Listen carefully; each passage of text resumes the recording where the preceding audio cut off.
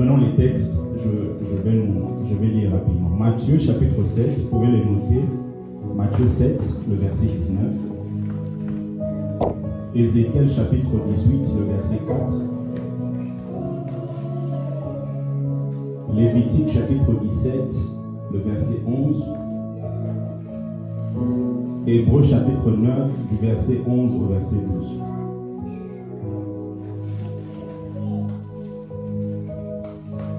Matthieu 7.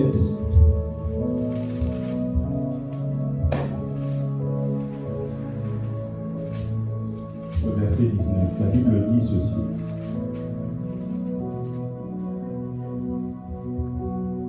Tout arbre qui ne porte pas de bons fruits est coupé et jeté au feu.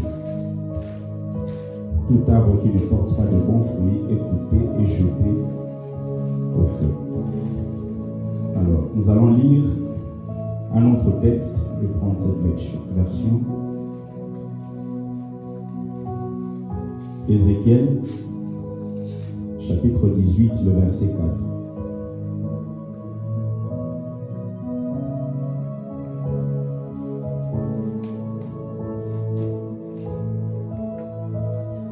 Ézéchiel 18, le verset 4, la Bible dit « Voici toutes les âmes sont à moi, l'âme du Fils comme l'âme du Père.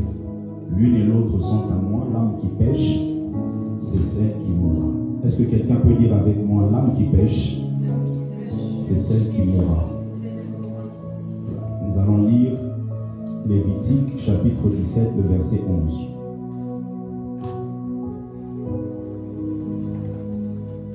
Lévitique 17, verset 11, la Bible dit « Car l'âme de la chair, c'est-à-dire la vie de la chair, est dans le sang.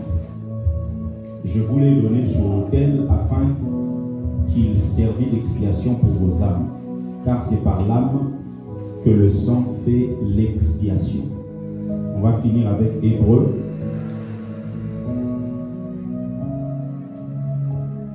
Hébreux chapitre 9, du verset 11 au verset 12.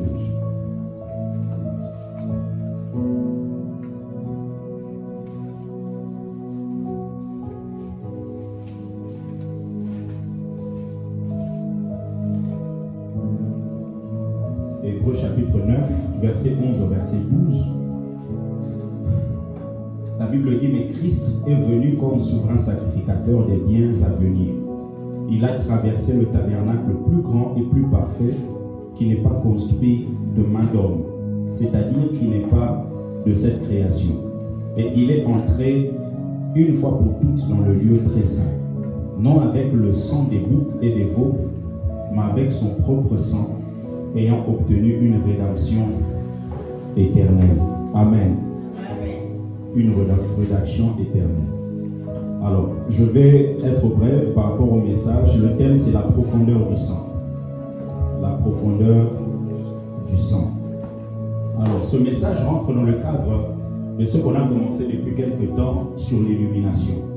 Selon ce que l'apôtre Paul prononce comme prière aux Éphésiens, pour les Éphésiens, il dit, dans Éphésiens chapitre 1er, le verset 18, il prie Dieu qu'il illumine les yeux de leur cœur, que Dieu puisse les éclairer. Et je crois qu'un enseignement, une prédication a toujours pour but de pouvoir venir éclairer ceux qui sont en train de pouvoir écouter. Chacun de nous doit être éclairé par rapport aux évidences du monde spirituel. Parce que le monde spirituel, c'est un monde très générique, c'est un monde très général et à l'intérieur, on trouve beaucoup de choses. Et c'est important justement d'être éclairé là-dessus. Alors rapidement, je vais vous partager cet enseignement sur 3 points principaux. Premièrement, vous pouvez noter, nous allons parler des préalables pour une vie productive. Les préalables pour une vie productive. Deuxièmement, nous allons voir les lois spirituelles, rapidement, les lois spirituelles. Nous allons voir les lois spirituelles.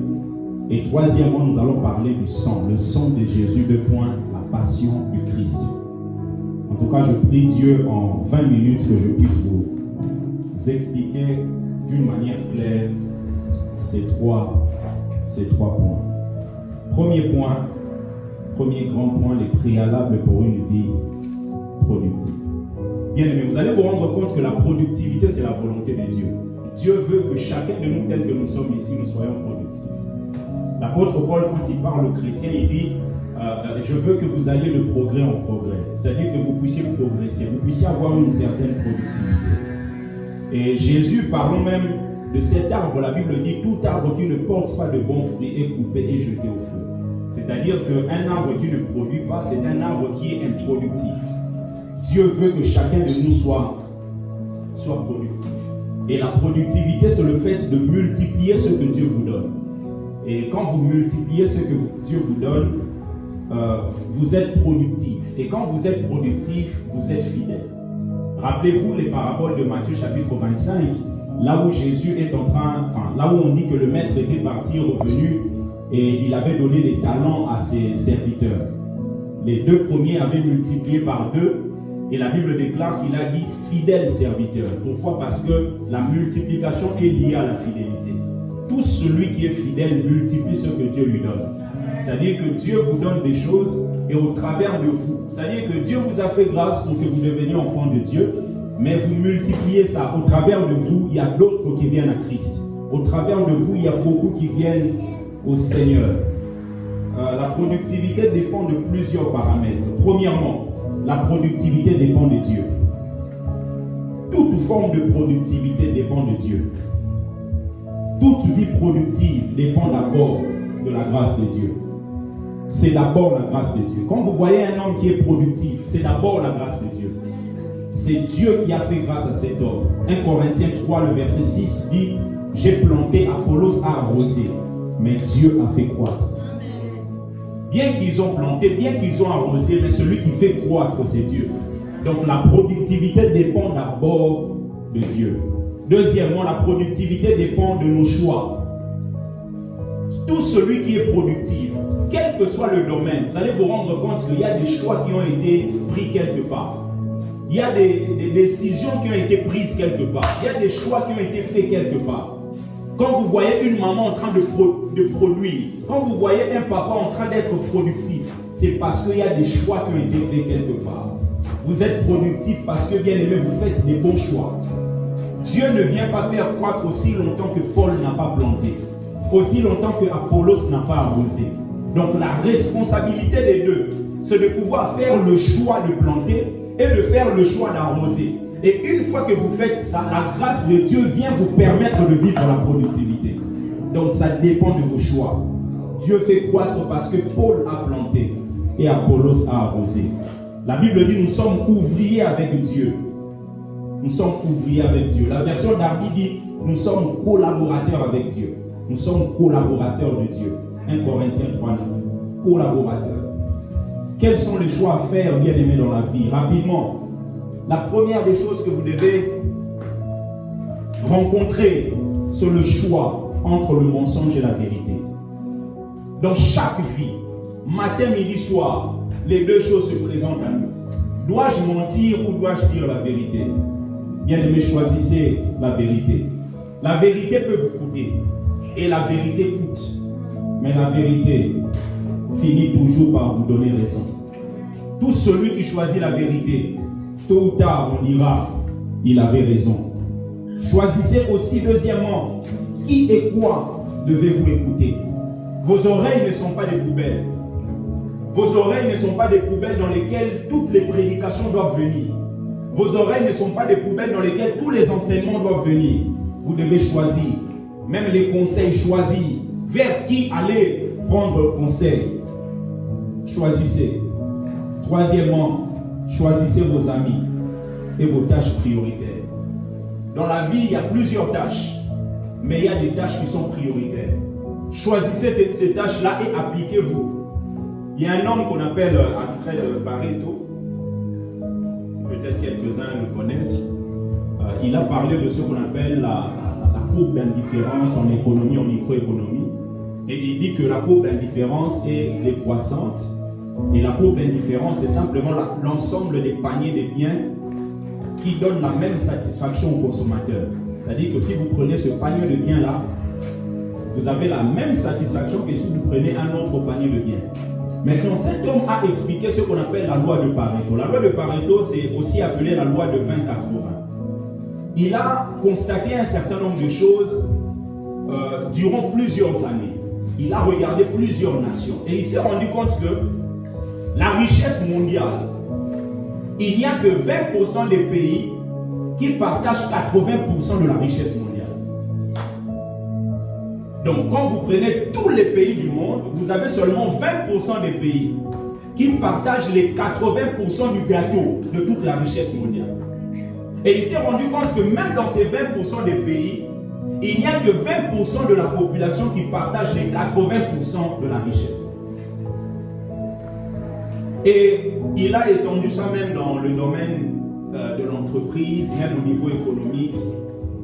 Parce qu'au niveau de l'entreprise, vous allez vous rendre compte que si vous avez par exemple une boutique, ils ont fait des études, ils se sont rendus compte qu'il n'y a que 20% de vos clients qui font 80% de vos ventes. Et on peut même l'étendre au niveau des amis.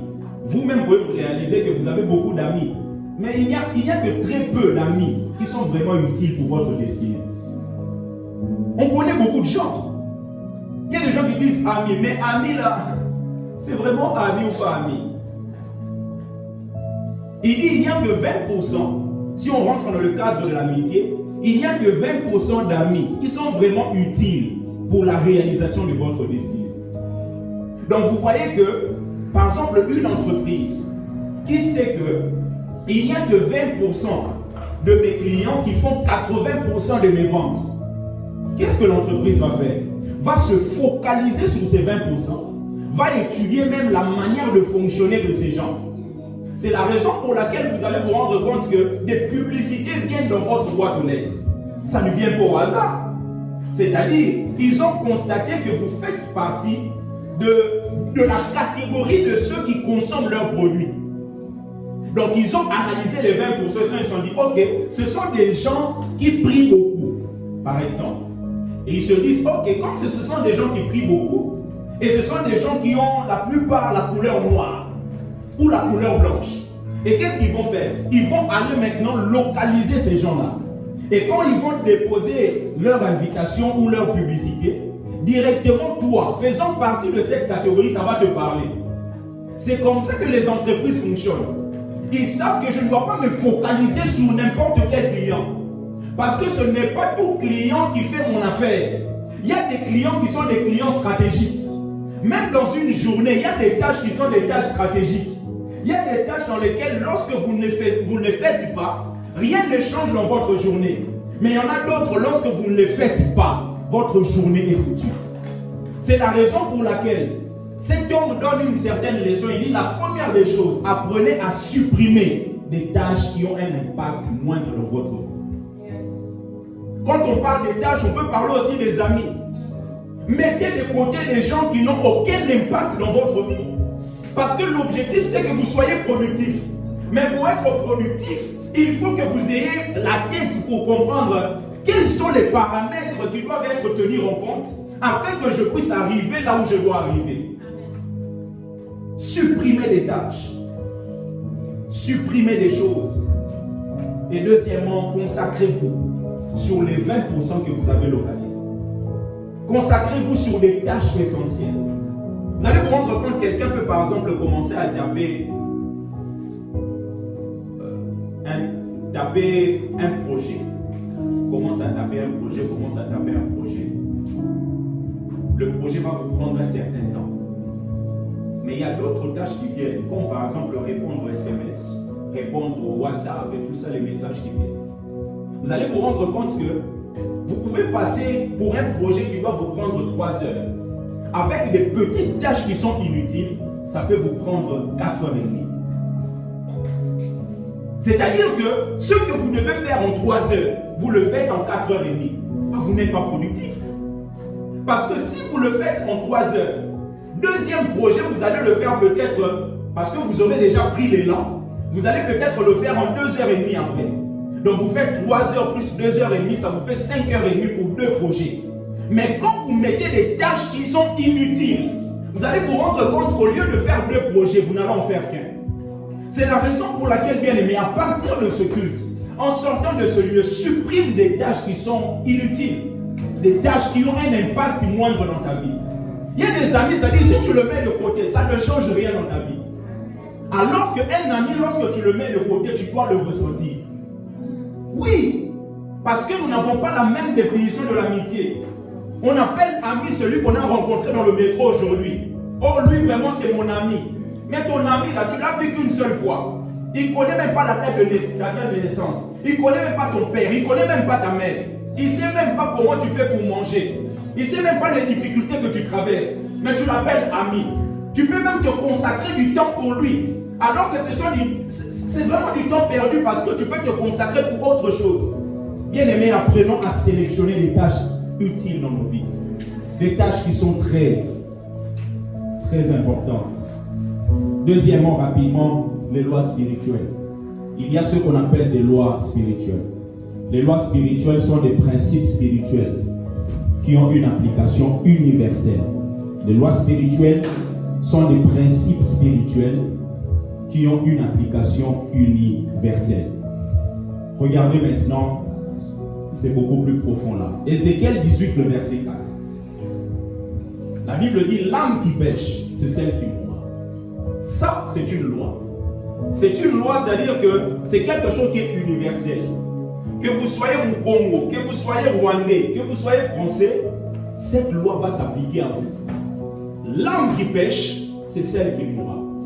Or, dans la dimension de la loi, lorsque une loi est mise en place, pour que cette loi soit ôtée, soit annulée, il faut l'abroger.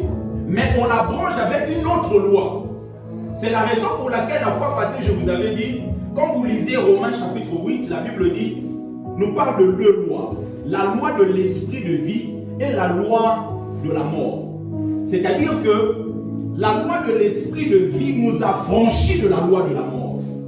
Il n'y a qu'une loi qui peut venir anéantir une autre loi. Et ici, c'est une loi universelle. C'est une loi qui reflète la justice de Dieu. Toute âme qui pêche doit mourir. Donc, il vous faut une autre loi pour que cette loi-là ne puisse plus s'appliquer à vous.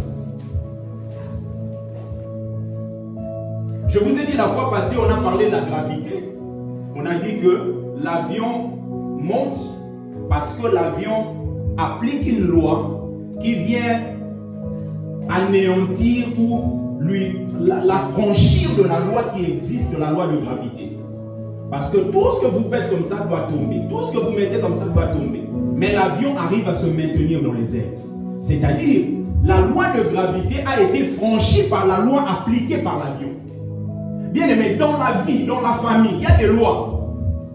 Il y a des lois, c'est-à-dire que si tu n'as pas Dieu, cette loi va s'appliquer à toi. Oh non, ce sont pas Dieu là-bas, ils disent oh non, dans cette famille, quelqu'un ne peut pas dépasser 50 ans. Bien, mais je te dis la vérité. Satan n'a pas été chassé en étant vidé de son onction. Non. Satan a été chassé avec l'onction, mais il a déformé. C'est la raison pour laquelle l'onction, c'est l'amplificateur. L'onction vient amplifier ce que vous avez comme talent, comme don. Vous allez voir, quelqu'un peut savoir chanter, mais ne pas avoir un impact. Parce que l'onction n'est pas là. Même dans le monde, vous pouvez savoir chanter, mais ne pas avoir un impact. Parce que Satan, avec son onction, ne vous appuie pas. Et dans ce monde, ceux qui brillent, ce ne sont que ceux qui ont soit l'onction de Dieu, ou soit l'onction de Satan. C'est tout. Et Satan connaît cette loi, qui dit que l'âme qui pêche, c'est celle qui mourra. C'est la raison pour laquelle dans le jardin, au travers du serpent, il a poussé la femme à pécher, l'homme à pécher, pour que l'homme puisse mourir. Mais le problème, c'est que Satan est limité. Il ne savait pas que Dieu peut revêtir un corps humain, venir marcher sur Israël et venir nous sauver. Quels que soient les plans de l'ennemi dans ta vie, bien aimé, il faut que tu comprennes, Dieu est plus intelligent que Satan. Et la loi de l'esprit de vie en Jésus-Christ m'a affranchi de la loi du péché. La première loi spirituelle dit l'âme qui pêche, c'est celle qui mourra. Lui, il faut une autre loi. Hébreux chapitre 9, le verset 22. La Bible dit, et presque tout, d'après la loi, est purifié avec du sang, et sans effusion de sang, il n'y a pas de pardon. Donc, l'âme qui pêche, c'est celle qui mourra. quand tu meurs, cela veut dire que le pardon n'a pas été accordé. Donc la loi s'applique à toi. Maintenant, la deuxième loi lui dit, le pardon vient au travers de l'effusion du sang. Dans l'Ancien Testament, même dans le monde occulte, c'est ce qui s'applique. On va vous demander une vache, on va vous demander une chèvre, on va vous demander un mouton. On ne va pas prendre juste le mouton comme ça, on va le tuer et verser le sang. Parce que le sang, c'est un soubassement de la bénédiction. Vous allez vous rendre compte que même Moïse, avant que la bénédiction soit proclamée, il fallait que le sang soit versé. Quand vous regardez les patriarches, avant que la bénédiction soit proclamée, il fallait que le sang soit versé. Lorsque Abraham va tuer son fils dans Genèse chapitre 22, il a fallu que le bélier soit tué afin que la bénédiction soit prononcée sur lui. Donc le sang, c'est le soubassement de la bénédiction. Tout celui qui est béni sur cette terre a un soubassement qui est le sang. Oui. Le sang peut être versé à Chikapa, mais avoir des effets ici en France. Le sang peut être versé, je sais dans quelle nation, mais avoir des effets ici. Il y a des gens qui ont été fermés dans leur famille. Mais les hôtels, des choses qui ont été faites dans des pays étrangers. Parce que le sang a un pouvoir. Or, le sang, c'est une vie. Parce que l'âme de la chair est dans le sang. La vie de l'homme, c'est dans le sang. Si je prends Papa Jean, si je commence à vider son sang, dans peu de temps, il va mourir. Parce que la vie, c'est dans le sang. Pourquoi Jésus était venu juste pour verser le sang? Pourquoi il n'est pas venu juste pour mourir? Parce qu'il sait que le soubassement de la vie, c'est dans le sang. Et quand il versait le sang était en train de tomber par terre. Pourquoi ça tombait par terre? Parce que l'homme a été formé à partir de cette matière qu'est la terre. Il dit, tu es poussière, tu retourneras à la poussière. Donc quand le sang est en train de descendre, c'est un signe pour dire, maintenant je suis en train de sauver l'homme que j'ai créé. Je suis en train de le sauver. Les lois spirituelles existent. Jacob, bien que plusieurs disent il a usurpé, il a pris la bénédiction de son frère. Mais même cette bénédiction avait pour soubassement le sang. Parce qu'il fallait qu'un animal soit tué. Donc le sang soit versé. Bien aimé, je déclare au nom de Jésus, quel que soit le sang qui a été versé dans le monde occulte, que le sang de Jésus-Christ qui a été versé à Golgotha puisse nous racheter de toute forme de loi au nom de Jésus. Le monde spirituel est un monde très large. C'est pour ça que vous allez voir un marabout peut prendre un animal, le tuer et faire quelque chose et ça marche. Ça marche. Parce que le monde spirituel, c'est un monde large. Mais le problème avec Dieu, Dieu ne se préoccupe pas seulement du résultat. Dieu s'intéresse aussi du moyen et de la source. C'est la raison pour laquelle quelqu'un peut prophétiser. La prophétie est vraie. Mais la source n'est pas Dieu. Parce que je vous ai dit que Satan n'a pas été vidé de son onction. Rappelez-vous, Satan était auprès de Dieu, s'occupait de l'adoration même de la partie justice. Donc il connaît. Satan connaît. Bien aimé, Satan a existé avant toi et moi. Mais le problème c'est que, parlant du sang de Jésus, lorsque Jésus est arrivé, Jésus ne pouvait que venir prendre le corps parce que celui qui avait péché était un homme. Parce qu'il faut un substitut. Or, le substitut doit avoir les mêmes caractéristiques que celui qui avait péché. C'est pour cela quand il est venu, Jésus a marché comme tout le monde, mais il devait aller jusqu'au bout verser son sang. Verser son sang, c'était pour que toi, tu puisses être racheté de toute forme de péché. Deuxièmement, pour que le sang puisse crier en ta faveur. Rappelez-vous, la Bible déclare que le sang d'Abel criait. Dieu dit, j'ai entendu le sang de ton frère. C'est-à-dire que le sang mort de quelqu'un qui est mort crie au devant de Dieu. Si le sang d'Abel peut crier, à combien plus forte raison le sang de Jésus? Bien aimé, quels que soient les obstacles dans ta famille, il faut que le sang de Dieu parle en ta faveur. Le sang de Jésus. Le sang de Jésus puisse parler en ta faveur. Dans chaque animal, dans chaque... Il y a le sang. C'est pour cela, dans l'Ancien Testament, Dieu ne voulait pas qu'on puisse boire le sang. Parce qu'il sait boire le sang, c'est boire la vie. Parce que la vie de l'âme, de la chair, c'est dans le sang. C'est dans le sang. Et Jésus, quand il s'est donné, il a versé le sang, il a été ressuscité. Il y a des femmes qui l'ont vu. Jésus a dit non, ne me touchez pas. Parce que je dois faire quelque chose. Comme le souverain sacrificateur, je dois entrer dans le tabernacle. Mais lui, il ne va pas entrer dans le tabernacle fait des mains d'homme. Lui, il va entrer dans le tabernacle céleste. Il va parcourir avec le sang de l'agneau, son propre sang. Le souverain sacrificateur avant, il allait avec le sang des animaux. Mais lui, il était lui-même l'agneau, il était lui-même le sacrificateur. Il est entré, il a versé le sang, il nous a rachetés. Rappelez-vous toujours que Jésus ne nous a pas rachetés auprès du diable, il nous a rachetés auprès de Dieu. Parce que le problème qu'on avait, ce n'était pas avec le diable, c'était avec Dieu. On avait fait mal à Dieu, pas à Satan. Pas à Satan.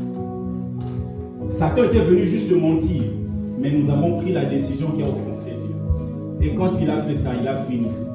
Après, il est revenu, il a apparu aux disciples. Rappelez-vous, lorsqu'il a apparu, Thomas n'était pas là. Et Thomas disait, non, moi je ne veux pas croire, aussi longtemps que je ne l'ai pas touché. Et comme il avait déjà versé son sang, il avait déjà rendu tout ce qu'il fallait rendre. Il dit à Thomas, viens toucher mes mains. Parce que tout a été fait. Sur la croix, bien aimé, il y avait Marie, il y avait Jean, mais il n'y avait pas celui qu'on appelle Joseph. Le père adoptif n'était pas là. Pourquoi? Parce qu'en ce moment-là, on devait être né d'esprit. Être né d'esprit. Rappelez-vous, aucun homme sur la terre, pour terminer, ne peut s'unir avec lui-même. Aucun homme. Aucune femme ne peut s'unir avec elle-même. Pour qu'un enfant naisse, qui puisse être le fruit de ce qu'on appelle 1 plus 1 égale 1. Comme Dieu dit au travers du mariage, vous deviendrez une même chair. Il faut que l'homme s'unisse avec la femme. Il faut que l'homme, excusez-moi, entre dans la femme. Et Jésus, à un moment quand il parle, il dit, celui qui ne va pas boire mon sang, qui ne va pas manger mon corps, n'est pas digne de mon royaume. Or, la vie est dans le sang. Quand vous naissez d'un couple, on ne peut jamais dissocier les parties de l'un et de l'autre. Je ne peux pas appeler Luc en disant, ok, je mets ce qui est de ta mère à gauche, ce qui est de ton père à droite. Non. Parce que Luc a seul le fruit de la réalisation de ce que Dieu a dit. Vous deviendrez une seule chair.